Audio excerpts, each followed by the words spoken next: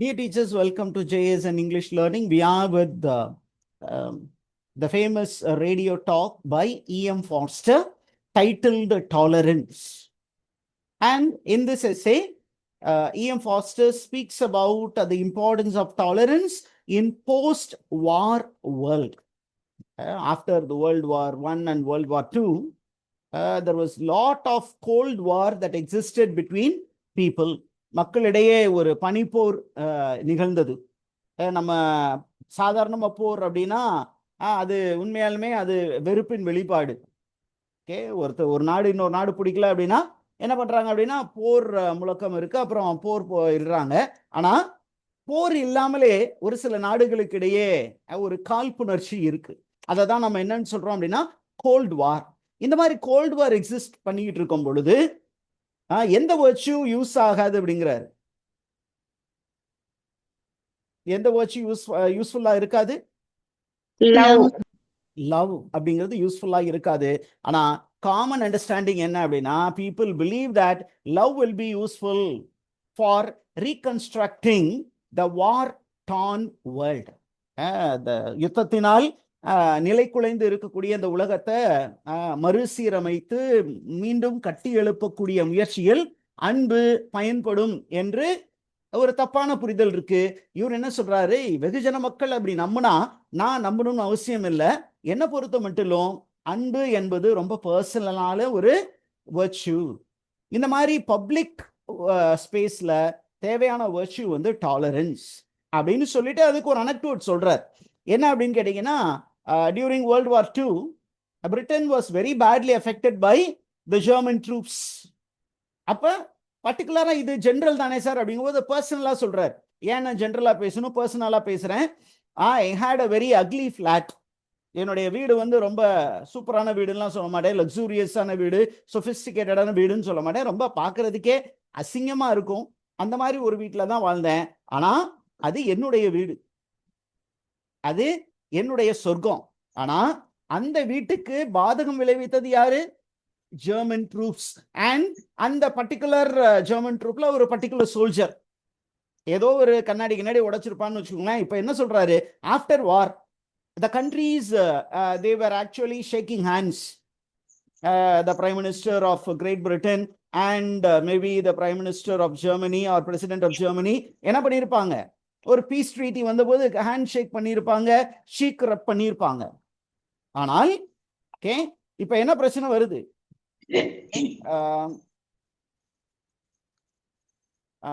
இப்ப என்ன பிரச்சனை வருது அப்படின்னா, அவங்கெல்லாம் ஹேண்ட் ஷேக் பண்ணிட்டாங்க.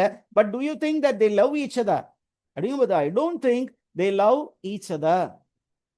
Instead they must be tolerating each other.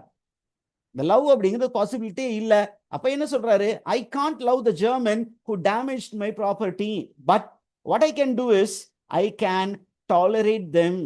மறக்கவும் முடியாது, மன்னிக்கவும் முடியாது, ஆனா சகிச்சுக்கிட்டு போயிடலாம். ஓகே, என் பக்கத்துல நிக்கிறியா, ஓகே போய் தொலை அப்படின்னு விட்டுட்டு போயிடலாம். This will be very much useful அப்படின்னு சொல்லிட்டு he gives a beautiful biblical reference. என்ன biblical reference? The world is a very big place and all of us must stay here. இந்த இடத்துல நம்ம எல்லோரும் என்ன பண்ணணும், ஸ்டே பண்ணி ஆகணும். we should be next house neighbors. Next house neighbour அப்படிங்கிறதுனால நம்ம எல்லாம் கொஞ்சம் கொலாவிட்டு இருக்கோம் அப்படின்னு சொல்ல முடியாது. அட்ஜஸ்ட் பண்ணிட்டு இருந்துட்டு போவோம் ஒரு இடத்துல. அப்ப the whole world is presented as a metaphor of a mansion. The whole world is presented as, it is metaphorically presented as a mansion, and where we must stay together whether we love it or not. நம்ம விருப்பப்பட்டமாலும் விருப்பப்படலைனாலும் இந்த உலகத்துல பக்கத்துல இருக்கவனை பொறுத்துக்கிட்டு சகிச்சுக்கிட்டு வாழ்ந்து தான் ஆகணும். Is idea clear teachers? இப்ப அடுத்தது பாருங்க என்ன சொல்றாரு அப்படின்னா, இந்த உலகத்தை நம்ம வாழணும் அப்படின்னா முக்கியமான வர்ச்சு, நமக்கு தேவையான ஒரு நல்ல பண்பு நலன் என்ன அப்படின்னா டாலரன்ஸ். இந்த உலகத்துல எல்லாருமே அடுத்தவங்களை டாலரேட் பண்ணிக்கிட்டு தான் வாழ்ந்துகிட்டு இருக்காங்க. ஓகே, ஆனால் யாருக்கும் டாலரன்ஸ் அப்படிங்கிறது பிடிக்கல. ஏன் அப்படின்னு கேட்டீங்கன்னா, tolerance appears to be very dull virtue. Love அப்படின்னா அதுக்குன்னு ஒரு கிளாமர் இருக்கு. லவ்வுக்குன்னு ஒரு கிளாமர் இருக்கு. அந்த லவ் அப்படின்னு சொன்னாவே, லவ் அப்படின்னு சொன்னாவே அதுக்கு ஒரு கிளாமர் இருக்கு, அதுக்கு ஒரு ஃபீலிங் அட்டாச்மெண்ட் இருக்கு. ஆனா டாலரன்ஸ் அப்படிங்கிறது ரொம்ப டல் ஸ்கின்டு ஒரு ஃபீமேல்னு வச்சுக்கோங்களேன். ஒரு ஃபேர் ஸ்கின்டு, ஒரு டார்க் ஸ்கின், டேன் ஸ்கின்.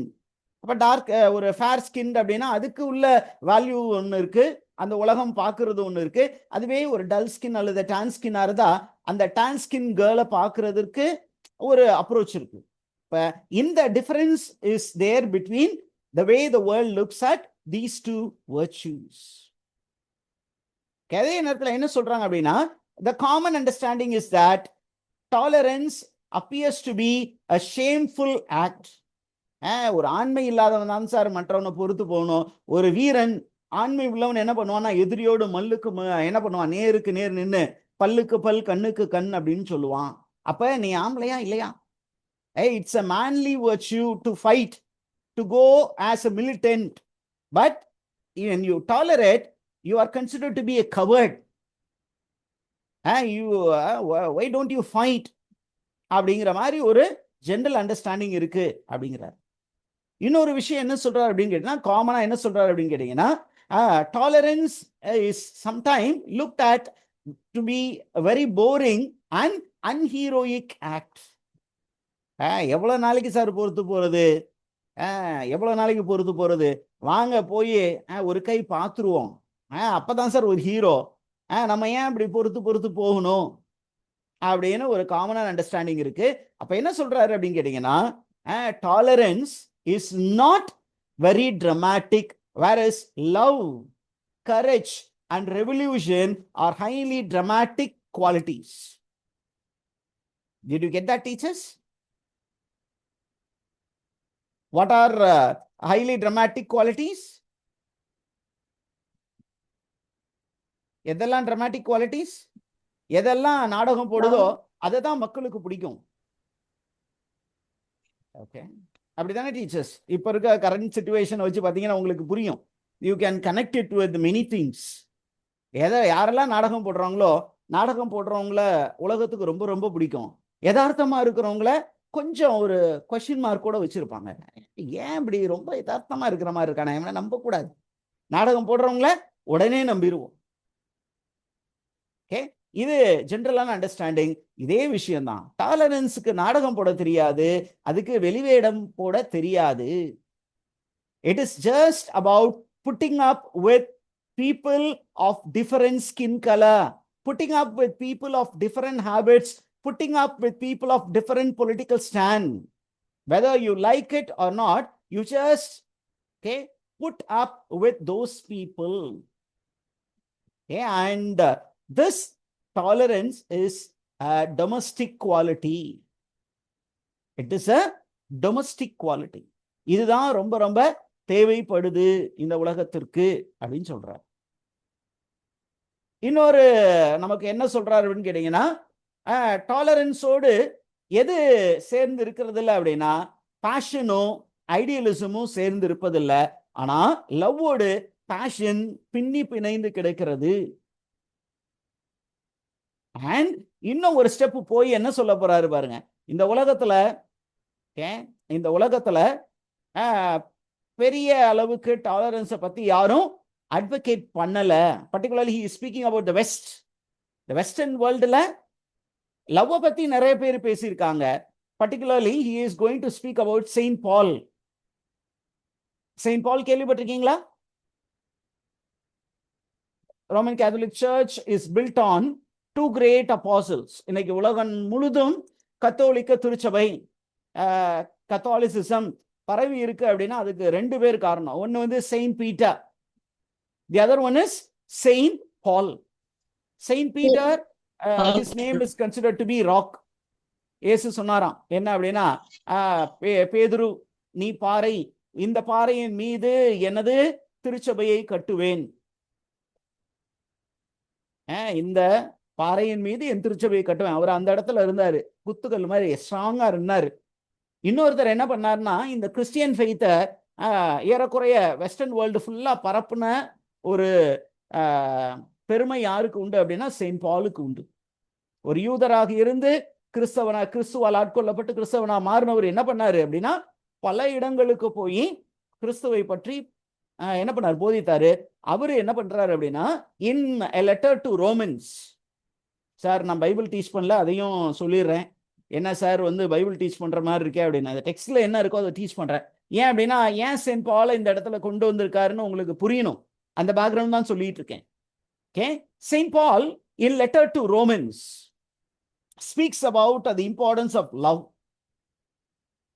எந்த புக்ல சொன்னாரு டீச்சர்ஸ்?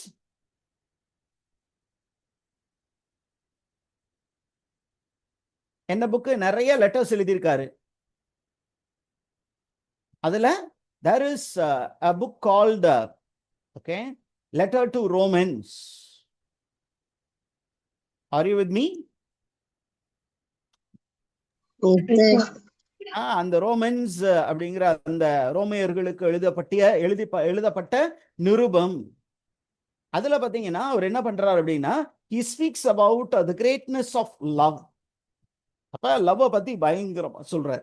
என்ன அப்படின்னா அந்த கிறிஸ்டியானிட்டின்னு எடுத்துக்கிட்டீங்கன்னா ஒரு 4 வெர்ச்சுஸ் ரொம்ப இம்பார்ட்டன்ட் சொல்லுவாங்க. ஒன்னு ஃபெய்த், இன்னொன்னு ஹோப்பு, இன்னொன்னு சேரிட்டி. இந்த எல்லாத்தையும் விட ரொம்ப பெருசு எது அப்படின்னா லவ். ஃபெய்த் நம்பிக்கை, ஹோப் எதிர்நோக்கு, அப்புறம் சேரிட்டி தான தர்மம் பண்றது. இந்த 3ஐ விட ரொம்ப பெருசு எது அப்படின்னா லவ் அப்படின்றாரு. இந்த அன்பு என்னிடம் இல்லை என்றால் நான் ஓசையிடும் வெண்கல போல் ஆனேன். இந்த ஜால்ரா தட்டுற சைன் சக்கு இருக்கு இல்லையா, அந்த டைங் டைங் அந்த சவுண்டு தான். என்கிட்ட அந்த அன்பு இல்லைன்னா நான் ஒண்ணுமே இல்லை. ஏன் அப்படின்னா அன்பு தான் கடவுள், அன்பே சிவம் அப்படின்னு இந்த பக்கம் சொல்லுவோம். அதே கான்செப்ட் தான் அங்க லவ்வ பயங்கரமா எலவேட் பண்ணியிருக்கிறார். யார் எலவேட் பண்ணியிருக்கா? செயின்ட் பால் எலவேட் பண்ணியிருக்காரு. அதே மாதிரி தாந்தே அவரும் எலவேட் பண்ணியிருக்காரு. ஆனா இந்த 2 பேரும் எதை வந்து எலவேட் பண்ணல? டாலரன்ஸ் பத்தி ஒரு வார்த்தை கூட ஒருத்தனும் பேசல. ஆக இந்த வெஸ்டர்ன் வேர்ல்டு வந்து செயின்ட் பால் வந்து லவ்வ பத்தி பேசினாதானே லவ்வ பெருசா நினைச்சிச்சு. தாந்தே வந்து லவ்வ பத்தி பேசினார், இட்டாலியன். அதனால லவ்வ வந்து அந்த Italian world, Roman world celebrate பண்ணுச்சு. ஆனா இவங்க 2 பேரும் டாலரன்ஸை பத்தி பேசல. அதனால டாலரன்ஸ் அவங்க ஒரு பொருட்டாவே நினைக்கல.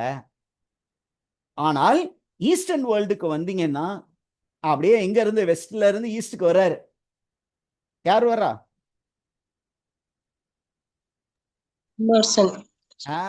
இஎம் ஃபார்ஸ்டர். நம்ம டெக்ஸ்ட் வந்து இஎம் ஃபார்ஸ்டரோட டெக்ஸ்ட் பாக்குறோம். இஎம் ஃபார்ஸ்டர் என்ன பண்றாருன்னா வெஸ்டர்ன் வேர்ல்டுல யாருமே டாலரன்ஸை பத்தி பெருசா பேசல. ஆனா ஈஸ்டர்ன் வேர்ல்டுல okay, there were people who spoke about tolerance. யாரு சார் டாலரன்ஸ் பத்தி பேசினா அப்படின்னு கேட்டீங்கன்னா அவர் சொல்றாரு the great Buddhist emperor அசோகர். இவர் வந்து புத்திஸ்ட் எம்பரர். அவர் வந்து ஹிந்துவா இருந்தார், அப்புறம் புத்திசத்துக்கு மாறினாரு. And he became a pillar to Buddhism. இவர் என்ன பண்ணாராம் அப்படின்னா he in an inscription recorded about the importance of charity, mercy and mutual understanding, which we call as tolerance. charity பத்தி சொன்னாரு, இறக்கப்படுவதை பத்தி சொன்னாரு, ஒருவரை ஒருவர் புரிந்து கொள்ள முயற்சி செய்ய வேண்டும் என்று சொன்னாரு. இதுதான் டாலரன்ஸ். அப்ப 2000 வருஷத்துக்கு முன்னாடி இந்தியால டாலரன்ஸை பத்தி பேசப்பட்டு இருக்கிறது. அது ஃபர்ஸ்ட் எக்ஸாம்பிள் சொல்றார். ஈஸ்ட்ல டாலரன்ஸை பத்தி மக்கள் பேசி இருக்காங்க, அதை பெருசா செலிப்ரேட் பண்ணியிருக்காங்க. Number 2, he speaks about some 400 years ago in Holland there was a man by name Desiderius Erasmus who was called the prince of the humanists. and இவர் என்ன பண்ணாரு அப்படின்னு கேட்டீங்கன்னா he insisted on the quality of tolerance. இந்த Erasmus அப்படிங்கிறது ஒரு Catholic தியோலோஜியன். அந்த டைம்ல பாத்தீங்கன்னா அவர் வாழ்ந்த டைம்ல Catholic Church was very much disturbed by many so-called heretics. தப்பிரை பரப்பக்கூடியவர்கள், தப்பான படிப்பினைகளை கொடுக்கக்கூடியவர்கள். கிறிஸ்தவம் அவங்கள தப்பானவர்கள்னு சொல்லுச்சு. ஆனா அந்தந்த செக்ல இருந்தவங்க என்ன சொன்னாங்க, இவங்கெல்லாம் கிரேட் மென்னு சொன்னாங்க. அதுல எல்லா ரிஃபார்மர்ஸும் வருவாங்க. அப்ப இந்த கேத்தலிக் சர்ச்ல இருக்கக்கூடிய டாப் அஃபீஷியல்ஸ் எல்லாம் கொதித்து போயிருந்த நேரத்துல இந்த எராஸ்மஸ் அப்படிங்கிறவர் என்ன சொன்னாரு, ஏன் கொதிச்சு போறீங்க? You need not abuse those people. Instead, you try to be tolerant. Okay? Put up with them. Adjust பண்ணுங்க. கொஞ்சம் அவங்கள பேச்சுவார்த்தையில சுமூகமான பேச்சுவார்த்தை வழியாக அவர்கள் பேசுவது தவறு என்று அவர்களுக்கு புரிய வைக்க பாருங்க. ஆனா அந்த டைம்ல சர்ச் அந்த மாதிரி எல்லாம் பண்ணல. நான் சொல்றது ரைட்டு, நீ சொல்றதெல்லாம் தப்புன்னு சொல்லிட்டு நான் சொல்றது தப்புன்னு நீ ஒத்துக்கலைன்னா உன்னை பிடிச்சி கொண்டு போட்டுருவேன், எரிச்சிருவேன், இவரோட எரிச்சிருவேன், அந்த மாதிரிலாம் பண்ணிட்டு இருந்தாங்க. அந்த மாதிரி செய்வதை எதிர்த்து அவர் என்ன சொன்னாரு, பி டாலரண்ட்னு சொன்னாரு. Is idea clear teachers? Yes, sir. And the third character who spoke about tolerance is the French, the French Michel de Montaigne. Michel de Montaigne யாரு? He was a famous essayist. He is known as the father of French essays. He is known as the father of French essays, and he spoke about the importance of tolerance. இப்ப 3 பேர் பார்த்துட்டோம். இப்ப யார் யார் இன்ன வரைக்கும் tolerance பத்தி பெருசா பேசினது யாரு? Number 1 Ashoka. Number 2 Erasmus. a Dutch scholar by name Erasmus. ஏன்னா இந்த டச் இந்த வேர்டெல்லாம் கனெக்ட் பண்ணி வச்சுக்கோங்க. Buddhist emperor Ashoka from India. Number 2, okay, 400 years ago ஒரு ஹாலண்ட்ல இருந்த டச் ஸ்காலர் எராஸ்மஸ். அவரு என்ன சொன்னாரு, இந்த ரிலீஜியஸ் ஃபனட்டிக்ஸை கொஞ்சம் பொறுத்துக்கிட்டு போங்களேன் அப்படின்னு சர்ச் அஃபீஷியல்ஸ்க்கு அட்வைஸ் கொடுத்தாரு. 3வது the French man Montaigne. He was also advocating the need for tolerance. Number 4ல ரொம்ப முக்கியமா யாரு இருக்கா அப்படின்னு கேட்டீங்கன்னா, we have an English scholar who is called the father of liberalism. The name of the person is John Locke. And the John Locke என்ன பண்ணார்னா, he wrote a treatise concerning tolerance, a letter concerning tolerance in the year 1689. Okay, is the idea clear teachers? இந்த ஒர்க்கை note பண்ணி வச்சுக்கோங்க. இது நம்ம டெக்ஸ்ட்ல கொடுக்கல, but நம்ம கொஞ்சம் கிரவுண்ட் ஒர்க் பண்ணியே ஆகணும். அவர் எழுதின ஒர்க் என்ன? 2 treatises of government published in 1689 and a letter concerning tolerance. அப்ப இவரு டாலரன்ஸ் எந்த கான்டெக்ட்ல பேசினாரு அப்படின்னு கேட்டீங்கன்னா, he spoke about the need for religious tolerance. யாராவது ஒரு தப்பான ஒரு படிப்பினை சொன்னாங்கன்னா அவங்கள வச்சு செஞ்சிடாதீங்க, கொஞ்சம் put up with them, give them some time to change their views அப்படின்னு ஜான் லாக்கும் சொன்னாரு. and ஜான் லாக்குள்ள டைட்டில் என்ன teachers? what is the title attributed to John Locke? Father of liberalism. Father of liberalism, and he is a very famous education theorist. He is known for the concept of tabula rasa. Tabula rasa ba enna rasa அப்படினு கேட்காதீங்க. tabula rasana mind is a empty slate. It is an empty slate. பிறக்கிற எல்லா குழந்தையும் ஒரு empty slate ஓட தான் பிறக்குது. He was contradicting the views of Plato. Plato என்ன சொன்னாரு, இல்ல சார், நம்ம பிறக்கும் போது நமக்குள்ளாரையே இன்னேட் ஐடியாஸ் இருக்கு, சட்டியில இல்லாம எப்படி சார் அகப்பையில வரும்? ஆனா இவர் என்ன சொன்னாரு, வெறும் எம்டி சட்டி தான் சார் வந்தது, அதுக்குள்ளார உள்ள இருக்கிற சோத்து பருக்கையில யாரு சார் போட்டது அப்படின்னா, இந்த பக்கத்துல இருக்கிறாங்க அப்பா அம்மா போட்டாங்க, அப்புறம் சொந்தக்காரவங்க போட்டாங்க, அப்புறம் ஸ்கூல் போட்டுச்சு, ஸ்கூல்ல இருக்க டீச்சர்ஸ் போட்டாங்க, நண்பர்கள் கூட்டம் போட்டாங்க, அப்புறம் சொசைட்டி போட்டுச்சு. இப்படிதான் சார் நமக்கு நாலேஜே வந்துச்சு. ஆனா அரிஸ்டாட்டில் அப்படி இல்லை, ஏற்கனவே உள்ள எல்லாம் இருந்துச்சு. அதை தான் அவர் என்ன சொன்னா, world of ideas. Okay, and then we have another famous reference. என்ன சொல்றாருன்னா, Gladsworth Lowes Dickinson. யாரை பத்தி பேசுறாரு? Goldsworth Lowes Dickinson. He is a Cambridge historian, a philosopher, and a close friend of Forster. இவரும் எதை பத்தி பேசியிருக்காரு? He has spoken about the importance of tolerance. எந்த ஒர்க்ல சார் டாலரன்ஸ் பத்தி பேசியிருக்காரு அப்படின்னு கேட்டீங்கன்னா, a work title, A Modern Symposium, published in the year 1905.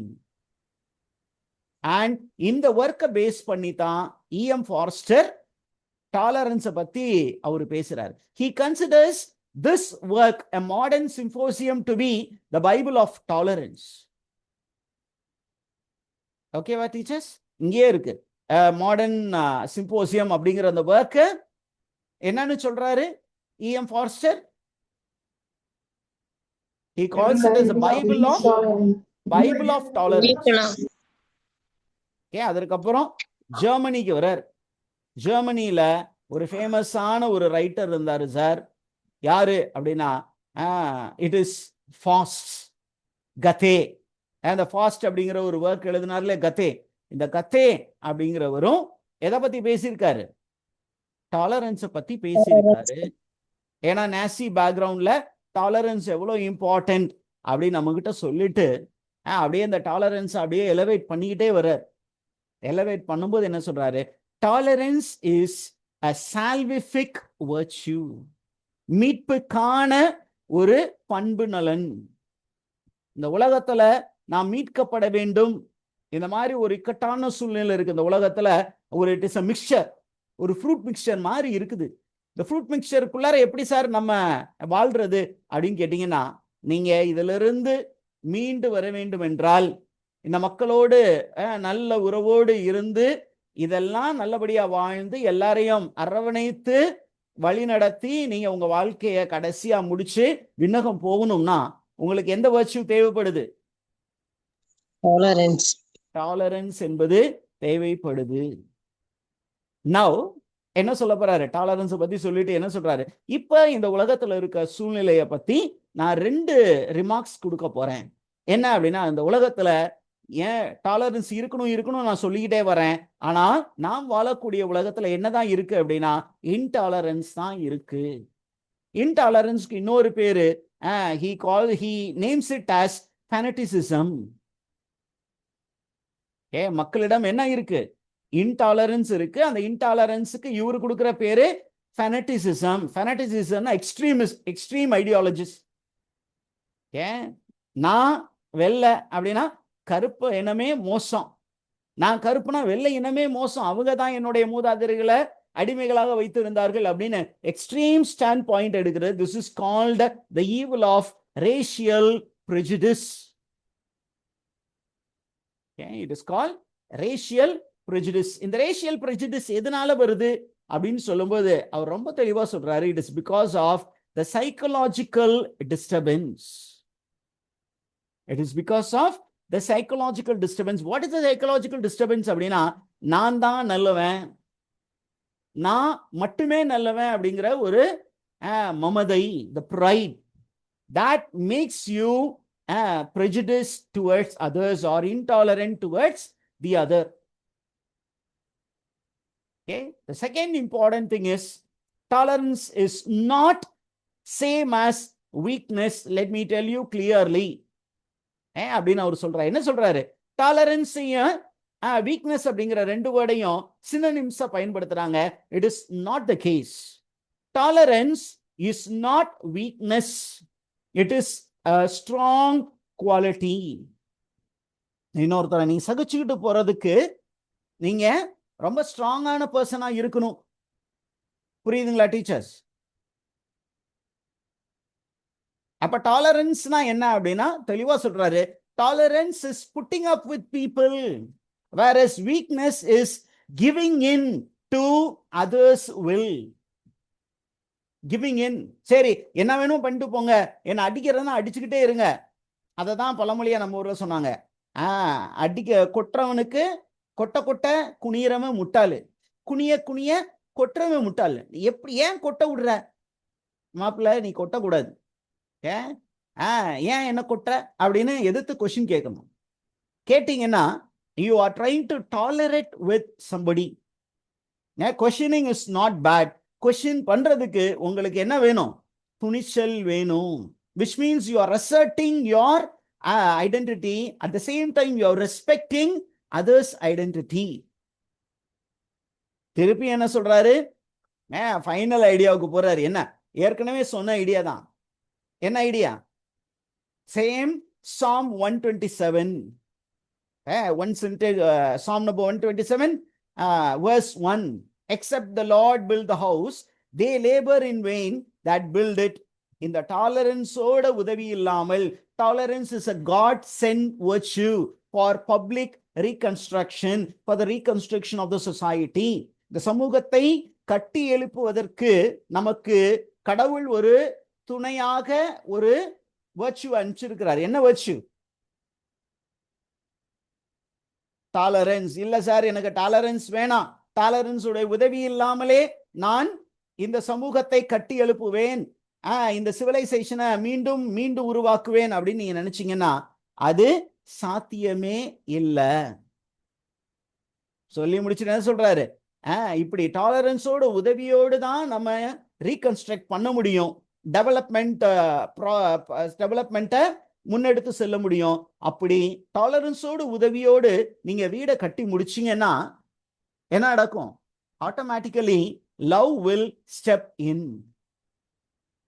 First tolerance, அப்புறம் தான் love. Is the information clear teachers?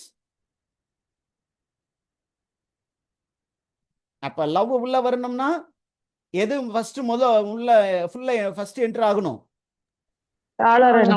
Tolerance உள்ள வரணும், அப்புறம் தான் லவ். இதை ரொம்ப சிம்பிளா சொல்லிட்டு போயிடுறேனே. இப்ப திருமணமானவர்கள் இருப்பீங்க, திருமணம் ஆக போகிற ஸ்டேஜில் இருப்பவங்க இருப்பீங்க. இப்போ முதலாக ஒரு ஆணும் பெண்ணும் லவ் மேரேஜ் எல்லாம் விட்டுருங்க, ஒரு அரேஞ்ச் மேரேஜ், அதான் ஆர்டர் ஆஃப் த வேர்ல்டுன்னு வச்சுக்கோமே. இப்போ அரேஞ்ச் மேரேஜில் ஒரு ஆணும் பெண்ணும் இந்த வரைக்கும் பார்த்துக்கல, டக்குன்னு கல்யாணம் முடிச்சு விட்டுறாங்க. இமீடியட்டா லவ் அப்படிங்கிறது வருமா அப்படின்னா கஷ்டம். According to great thinkers, love begins only at a very latest stage. அது வரைக்கும் இருக்கிறது என்ன அப்படின்னா lust and tolerance. Eugene O'Neill அதை பத்தி தான் பேசியிருக்கிறார் அவருடைய ஒன் ஆக்ட் பிளேஸ்ல எல்லாம். அப்ப இனிஷியலா ஒரு ரிலேஷன்ஷிப்பை பில்டு பண்றது எது அப்படின்னா டாலரன்ஸ். எனக்கு இது பிடிக்காது, எனக்கு அது பிடிக்காது, இது பிடிக்காது, அது பிடிக்காது அப்படின்னா அந்த பிடிக்காத விஷயங்கள் ரெண்டு போல்ஸும் ஒன்னா ஒரே வீட்டுல வாழ்ந்து பிள்ளை குட்டியெல்லாம் பெற்று அந்த பிள்ளை குட்டியும் அது ஆடட் பிரச்சனை. ஏன்னா அந்த பிள்ளைக்கு இவங்க ரெண்டு பேரும் பிடிக்கிறது அந்த பிள்ளைக்கு பிடிக்காது. இப்ப இந்த பிடிக்காத விஷயங்கள் எல்லாம் எப்படி சார் ஒன்னா இருக்குது அப்படின்னா it is because of tolerance. இந்த பொறுத்து போய் இந்த அப்படியே அந்த பொறுத்தலை வச்சு நம்ம வீடை கட்டிட்டோம் அப்படின்னா பின்னாடி அன்பு தானா உள்ள உட்கார்ந்துக்கும். This is what E.M. Forster is trying to tell us. And the essay is over. Have you any question, teachers?